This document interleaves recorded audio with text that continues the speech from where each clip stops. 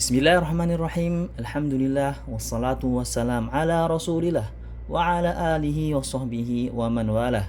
Allahumma 'allimna ma yanfa'una wanfa'na bima 'allamtana wa zidna ilma ya rabbal alamin. Ikhwati fillah rahimani wa rahimakumullah jami'a. Saudara-saudaraku yang semoga dirahmati Allah Subhanahu wa taala. Ini adalah pertemuan yang ketujuh dari pembahasan kitab Al-Muqaddimah Al-Hadramiyah, kitab mukhtasar dalam mazhab Syafi'i. Pada pembahasan yang lalu, kita telah membahas tentang sunanul wudu, hal-hal yang disunahkan, yang dianjurkan untuk dikerjakan ketika seorang berwudu. Sekarang kita akan masuk ke pembahasan berikutnya, yaitu makruhatul wudu, hal-hal yang dimakruhkan untuk dikerjakan ketika seseorang berwudu. Hal-hal ini yang akan kita sebutkan apabila dikerjakan maka wudunya sah. Namun apabila ditinggalkan maka dia akan mendapatkan pahala. Ikhwati fillah, makruhatul wudu, hal-hal yang dimakruhkan yang dimakruhkan ketika seorang berwudu, yang pertama adalah al-israf. Berlebihan dalam menggunakan air, ya. Berlebihan dalam menggunakan air itu dimakruhkan. Oleh karenanya saya disayangkan sebagian dari masyarakat kita sangat berlebihan dalam menggunakan air. Nabi Muhammad SAW pernah ditanya dalam sebuah hadis yang diriwayatkan oleh Imam Ahmad, "Afil wudu'is saraf?" Wahai Nabi, apakah dalam wudu itu ada saraf? Ada berlebihan dalam penggunaan air? Maka Nabi menjawab, "Na'am." Iya, kata Nabi Muhammad SAW. "Wa in kunta ala nahrin jarin." Iya, dalam wudu itu ada berlebihan walaupun kamu itu berada pada sungai yang mengalir. Karenanya berlebihan menggunakan air ketika berwudu itu adalah makruh. Al-mu'allif mengatakan faslun yukrahul israfu fi sabbi fihi. Dimakruhkan berlebihan di dalam menggunakan air, menuangkan air, ya. Kemudian yang dimakruhkan lagi yang kedua adalah takhrilu lihyatil kathati lil muhrim. Menyela-nyelai jenggot yang lebat bagi seorang muhrim, seorang yang sedang berihram, baik itu umrah maupun haji. Apabila menyela-nyelainya dengan kuat, ya, menyela-nyelai jenggot, tapi dengan kuat, ya. Karena apa? Karena dikhawatirkan akan tercabut jenggot tersebut. Ada jenggot yang tercabut apabila dia menyela-nyelai dengan kuat. Namun apabila dengan lembut, dengan pelan-pelan, ya, dan tidak dikhawatirkan ada jenggot yang tercabut, maka tidak mengapa. Karena kan ketika seorang berihram itu termasuk yang dilarang adalah mencabut rambut, ya, termasuknya jenggot. Oleh karenanya ketika seorang berihram apabila dia menyela-nyelai jenggot dengan kuat, maka hal itu dimakruhkannya. Al-mu'allif mengatakan wa takhlilu lihyatil kathati lil muhrim, dan yang dimakruhkan juga takhlilu lihya, menyela-nyelai jenggot yang lebat bagi seorang muhrim, seorang yang berihram, ya. Ikhwati fillah, pada sebagian cetakan disebutkan wa tarku takhlil lihyatil kathati, dan juga meninggalkan menyela-nyelai jenggot yang lebat, ya. Jadi bagi sang yang tidak bermuhrim itu apabila meninggalkan menyela-nyelai jenggot yang lebat itu dimakruhkan. Namun bagi seorang yang muhrim apabila dia menyela-nyelai jenggotnya dengan kuat, maka itu juga dimakruhkan. Maka menyela-nyelainya bagi seorang yang muhrim dia harus dengan lembut. Kemudian yang dimakruhkan lagi yang berikutnya adalah menambah jumlah basuhan atau usapan lebih dari 3. Az-ziyadatu 'ala thalath. Lebih dari 3 ini dimakruhkan. Karena kan Nabi Muhammad SAW dalam sebuah hadis yang diriwayatkan oleh Abu Dawud, beliau pernah bersabda, "Hakadzal wudu, faman zada 'ala hadzal wudu aw naqasa faqad asa'a wa dhalam." Demikianlah wudu, itu Nabi mencontohkan wudu 3 kali. Maka Nabi mengatakan hakadzal wudu, inilah wudu, yang demikianlah wudu. Faman zada 'ala hadzal wudu, barang siapa yang menambah dari wudu ini, itu menambah 3 jadi 4, ya, maka aluna koso atau kurang dari 1, faqad asa'a wa dhalam, maka dia telah berbuat buruk dan dia telah berbuat zalim, ya. Oleh karenanya kita tidak diperkenankan, dimakruhkan bagi kita untuk menambah dari 3 kali basuhan. Ya. Oleh karena itu, hendaknya seorang itu bersungguh-sungguh sesuai dengan sunnahnya Nabi Muhammad Sallallahu Alaihi Wasallam. Al-Mu'allif mengatakan waziyadatu ala thalath, dan yang dimakruhkan berikutnya adalah aziyadah ala thalath, menambah dari 3 kali. Maka 3 itu adalah batasan maksimalnya. 1 adalah batasan wajib yang minimal, 3 adalah batasan maksimal. Kemudian yang dimakruhkan lagi yang berikutnya adalah al-isti'anatu biman yaghsilul a'dha'ahu illa li'udrin. Ya. Al-isti'anah, meminta tolong, biman yaghsilu a'dha'ahu illa li'udrin, ya, meminta tolong orang untuk mencucikan anggota wudunya, ya, meminta orang untuk mencucikan anggota wudunya kecuali apabila ada udzur seperti dia sakit, itu baru diwudukan. Jadi diwudukan, seseorang diwudukan itu makruh. Namun apabila ada hal-hal yang mengharuskannya seperti orang tersebut sakit, maka itu tidak mengapa. Ikhwati fillah, kita masuk ke pembahasan yang berikutnya, yaitu syurutul wudu. Kita masuk ke syurutul wudu. Syurut itu adalah ma yalzam min wujudihil wujud wa yalzam min adamihi al adam. Syurut adalah sesuatu yang harus ada, dan apabila tidak ada maka tidak sah hal tersebut. Syurutul wudu, maka hal-hal yang harus ada pada wudu. Apabila hal tersebut tidak ada, maka wudunya tidak sah. Apabila hal-hal yang akan kita sebutkan ini tidak ada, maka wudunya sah. Syurut, syarat dan rukun atau furud, syarat dan kewajiban, itu berbedanya adalah pada pembahasan syarat itu berada di luar ibadah tersebut. Kalau kewajiban al-furud, furudul wudu, seperti mencuci, membasuh muka, membasuh tangan, ya, maka itu furudul wudu, kewajiban wudu, harus ada pada wudu. Apabila tidak ada, tidak dikerjakan, maka tidak sah. Namun hal-hal tersebut ada pada wudu, memang berada dalam wudu, termasuk dalam ibadah wudu tersebut, ya. Adapun syurut ini berada di luar dari ibadah wudu tersebut. Yang pertama adalah al-Islam. Seorang yang berwudu, agar sah wudunya maka dia harus muslim. Kemudian yang kedua adalah at-tamyiz. Dia harus bisa termasuk kategori anak yang sudah tamyiz, mumayyiz, sudah bisa membedakan yang baik dan yang perkara-perkara yang baik atau yang tidak baik, sudah bisa membedakannya. Kalau balita di bawah 5 tahun, maka ini bisa masuk kategori tidak mumayyiz, maka tidak dihitung wudunya. Al-Mu'allif mengatakan faslun syurutul wudu'i wal ghusli al-islamu wat tamyiz. Syarat wudu dan mandi adalah al-Islam, dan tamyiz, mumayyiz, ya, Islam dan mumayyiz. Kemudian syarat yang berikutnya adalah an-niqa' anil haidi wan nifas. Sudah bersih dari haid dan nifas. Bagi wanita, maka syarat sahnya wudu, dia sudah bersih dari haid dan nifas. Apabila ada seorang wanita masih haid, masih nifas, kemudian dia berwudu, maka wudunya tidak sah. Ya, maka syarat wudu, sahnya wudu bagi wanita adalah bersih dari haid dan nifas. Al-Mu'allif mengatakan wan niqa'u 'anil haidi wan nifasi, dan bersih dari haid dan juga an-nifas. Kemudian yang berikutnya lagi yang disyaratkan bagi seseorang yang berwudu adalah an-niqa' amma yamna'u usulil ma'i ilal basyarah. Bersih dari hal-hal, benda-benda, zat-zat yang menghalangi sampainya air sampai ke kulit, ya. Hal-hal atau benda-benda, zat yang menghalangi sampainya air ke kulit, ya. Ini harus dihilangkan sebelum seseorang berwudu. Apabila seseorang berwudu, kemudian pada kukunya bagi wanita itu ada kutek yang berasal dari lilin, ya. Atau ada seorang yang habis mengecat, kemudian ada cat, ya, yang menghalangi air sampai ke kulit, ya.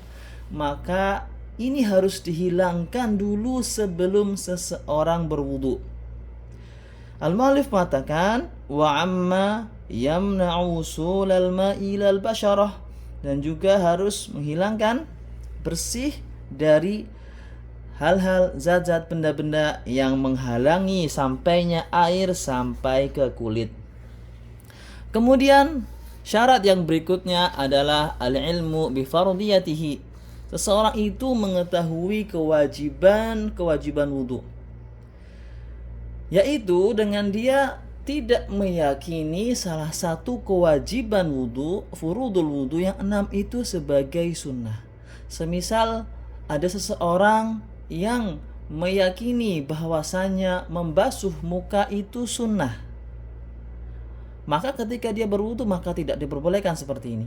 Dia harus mengetahui bahwa membasuh wudu itu wajib, ya. Membasuh wudu wajib. Atau ada seorang yang meyakini bahwa mencuci kaki itu tidak wajib, ya, maka ini tidak diperbolehkan. Dia harus meyakini bahwasanya membasuh kaki itu adalah wajib, ya.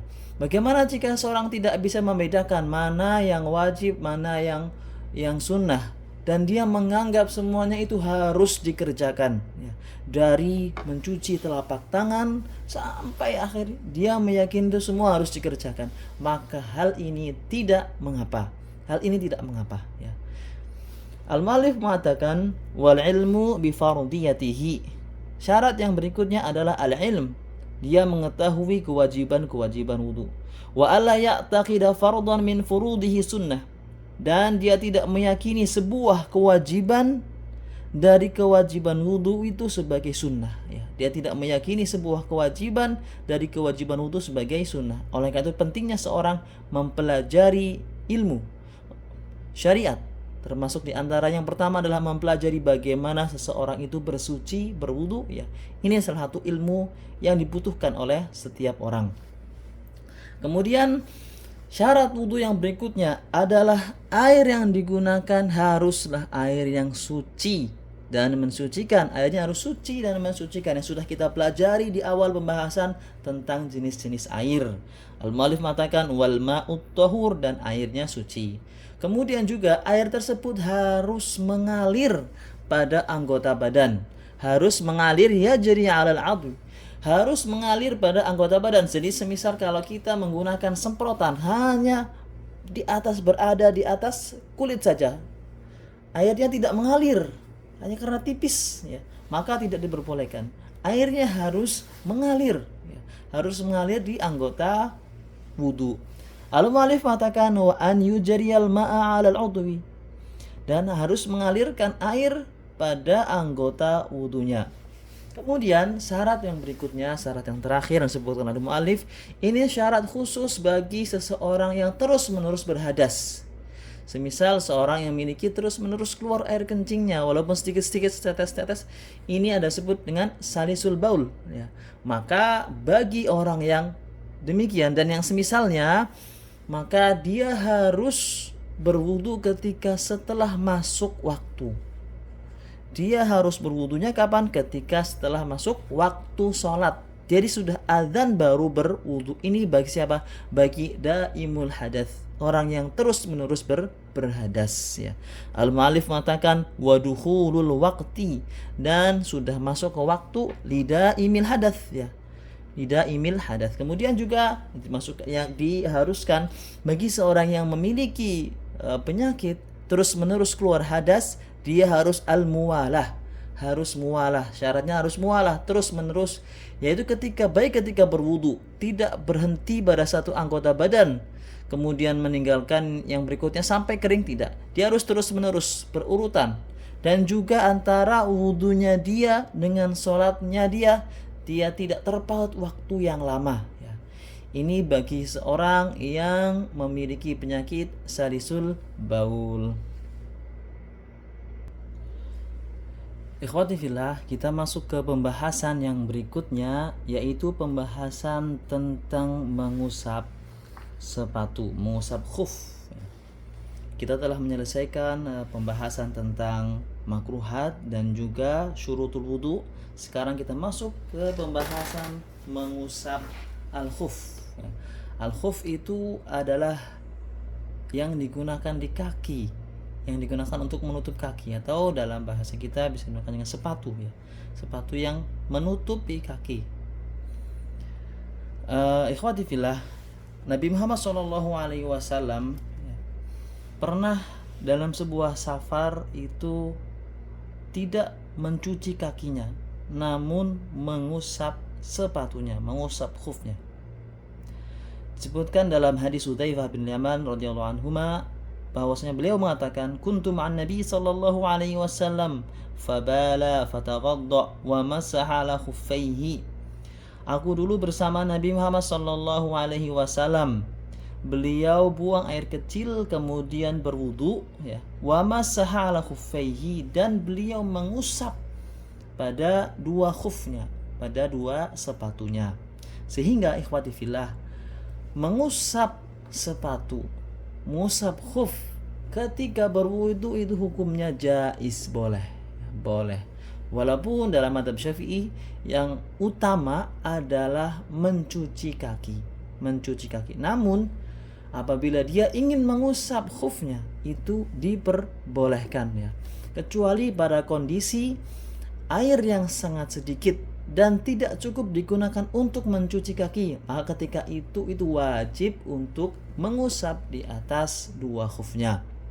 Ikhwati fillah, al-mu'allif mengatakan, faslun wa yajuzul mashu 'alal khuffaini badalan an ghasl rijlaini fil wudu'i. Diperbolehkan mengusap di atas khuf, di atas sepatu, badalan an ghasl rijlaini, sebagai pengganti dari mencuci kedua kaki di dalam wudu ya. Kemudian apa saja yang disyaratkan ketika seorang ingin mengusap khuf? Maka yang syaratnya yang pertama, dia harus menggunakan khuf itu dalam kondisi suci yang sempurna. Dia sudah wudu dengan sempurna, sudah mandi dengan sempurna ya, dalam kondisi suci, kemudian dia baru menggunakan khuf, maka ketika dia berhadas, dia diperbolehkan untuk mengusap sepatunya. Jadi harus menggunakannya dalam kondisi sudah suci, sempurna. Al-muallif mengatakan, wa syartu jawazil mashi ayyal biasahu ba'da taharatin kamilah. Syarat diperbolehkannya mengusap khuf adalah dia menggunakan khuf tersebut setelah bersuci tohara yang sempurna. Kemudian syarat yang berikutnya juga adalah khuf itu semisal sepatu ini adalah sepatu, itu harus yang pertama harus khufnya dari jenis yang kuat, dari bahan yang kuat. Semisal ada seseorang yang membuat alas kaki yang menutupi kaki dari dedaunan, maka ini tidak diperbolehkan untuk diusap. Kemudian juga harus satir, harus bisa menutup anggota wudu, menutup kaki sampai mata kaki. Kalau di bawah mata kaki seperti sepatu yang rendah, maka itu tidak diperbolehkan. Namun sepatu yang tinggi sampai menutupi mata kaki ya, semisal PDL atau yang apa saja yang menutupi mata kaki, maka diperbolehkan.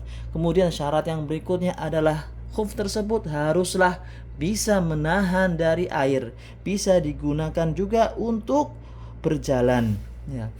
Al-mu'allif mengatakan, wa an yakunal khuffu tahira. Khuf itu harus berasal dari benda yang suci. Qawiyan, harus kuat. Yumkinu mutataba'uhu al-mashy alaihi, mutataba'atul mashy alaihi. Bisa digunakan untuk berjalan.